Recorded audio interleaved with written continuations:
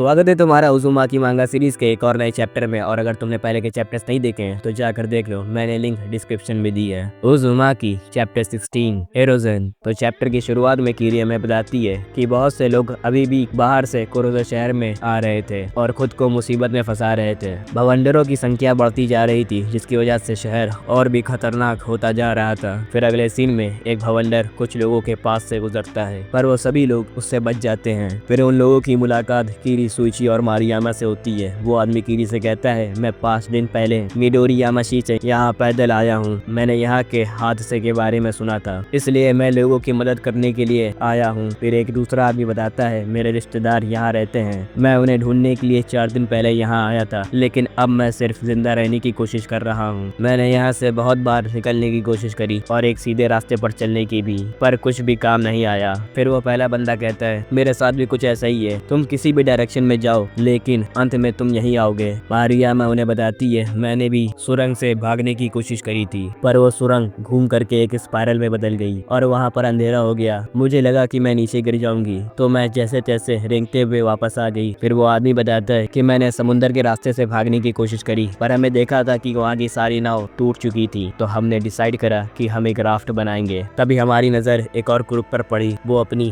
Raft से बाहर निकलने की कोशिश कर रहे थे कि तभी समुद्र में एक बड़ा सा भंवर बना और वो लोग उसके अंदर डूब गए और ये सब हमारी आंखों के सामने हुआ था। वैसे आप लोग कहाँ रहते हो? क्या आप किसी रो हाउस में रहते हो? अगर हाँ तो क्या आप हमें भी अंदर आने दोगे? मैंने सुना है कि वही एक लौती सेफ जगह है। कीरी उससे कहती है, नहीं, अभी सारे रो हाउस भरे हुए हैं। हम एक ऐसे घर के नीचे रहते हैं जो ढह गया है। हम अभी वही जा रहे हैं। मेरी माँ भवंडर की चपेट में आ गई थी जिसकी वजह से वो चल नहीं सकती है। कीरी उन्हें अपने घर ले जाती है। कीरी अपनी माँ से पूछती है, क्या आप ठीक है? क्या आपको अभी भी तकलीफ हो रही है? उसकी माँ कहती है, नहीं, मैं ठीक हूँ। क्या तुम्हें अपने पिता मिले? कीरी उनसे कहती है, मैंने उन्हें ढूंढने की कोशिश करी पर उनका कोई भी सुराग नहीं मिला। ये सुनकर कीरी की मॉम रोने लगती है। वो अभी उनसे कहता है, तो तुम लोग सच में यहाँ रहते हो? ये जगह सही नहीं है। कोई भी भवंडर इसे आसानी से तोड़ सकता है। रो हाउस ही सबसे सेफ जगह है। शायद वहाँ कुछ जगह खाली हो सकती है। चलो कोई रो हाउस ढूंढते हैं। वो सभी रो हाउस ढूंढने के लिए चले जाते हैं। वो आदमी उनसे कहता है, मैं अपना परिचय देना भूल गया। मेरा नाम है तानिजाकी और मैं हूँ ताकीमोतो। तभी उन्हीं के ग्रुप के एक आदमी को पीठ में दर्द होती है। तानिजाकी उससे पूछता है, ओकोमोटो, क्या तुम ठीक हो? क्या तुम बीमार हो? ओकोमोटो कहता है, नहीं, मेरी पीठ कुछ ठीक नहीं है। क्या तुम देखोगे? तानिजाकी उसकी पीठ को देखकर हैरान हो जाता है क्योंकि उसकी पीठ स्नेल के शेल में बदल गई थी। फिर शुइची उन्हें बताता है कि ये जगह इंसानों को स्नेल में बदल रही है। वो सभी अपनी पीठ को चेक करने लगते हैं जिसमें से ओगावा नाम के आदमी की भी पीठ पर स्पाइरल होता है। ये जानकर ओगावा बहुत ज्यादा पैनिक हो जाता है और चिल्लाने लगता है।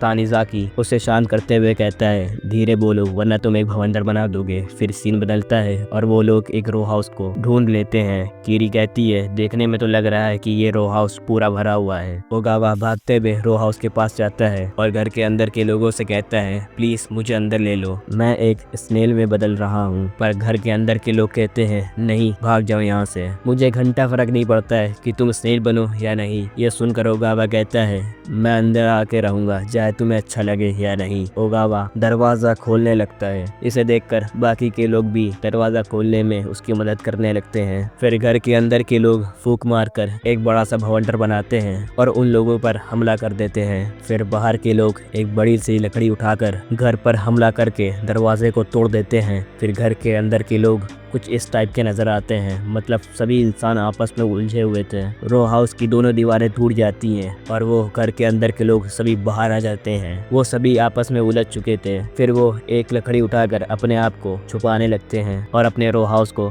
दोबारा से ठीक कर लेते हैं। कीरी ये देखकर कहती है, ये लोग क्या कर रहे हैं? तानिजाकी उससे कहता है, मेरे ख्याल से वो अपनी अजीब बॉडी को लकड़ियों की मदद से छुपा रहे हैं। फिर वो सभी वहाँ से चले जाते हैं। फिर सीन बदलता है और उन लोगों को रेस्क्यू शिप्स बचाने के लिए आती है। ये देखकर वो सभी बहुत खुश हो जाते हैं, पर इनकी किस्मत इतनी अच्छी कहाँ है। हाँ, तुमने सही सोचा। समुंदर में एक बड़ा सा भंवर बन जाता है और वो सारी शिप्स उसमें डूब जाती हैं। ये देखकर वो सभी उदास हो जाते हैं। फिर हमें रात का सीन दिखाया जाता है। तानिजाकी कहता है कि हमारे पास खाने के लिए सिर्फ यही बचा है। तभी एक आदमी कहता है, हे सभी सुनो, देखो मुझे मीट मिला है। और वो मीट एक स्नेल का था। तानिजाकी कहता है हमारे पास और कोई चारा नहीं है, हमें यही खाना होगा। फिर वो सभी उसे खाने लगते हैं। तानिजाकी कीरी से कहता है इसका टेस्ट बेकार नहीं है, तुम्हें भी खा लेना चाहिए, वैसे भी अब ये इंसान नहीं है। कीरी उसे खाने में घबरा रही थी। फिर कीरी देखती है कि सुशी भी उसे खाने लगता है। फिर कीरी हमें बताती है कि उस रात हमने एक इंसानी स्नेल का मीट खाया और अगली सुबह हमने तानिजाकी के ग्रुप को छोड़ दिया और वापस अपनी झोपड़ी की तरफ आ गए जहाँ पर मेरी माँ और मेरा भाई मिसुओ रह रहा था। हमने एक प्लास्टिक के बैग में उनके लिए कल रात का बचा हुआ मीट रख लिया था। हम उस जगह पर पहुंचे पर वो झोपड़ी वहाँ नहीं थी। कीरी देखती है कि मिसुओ मलबे के नीचे दबा हुआ है।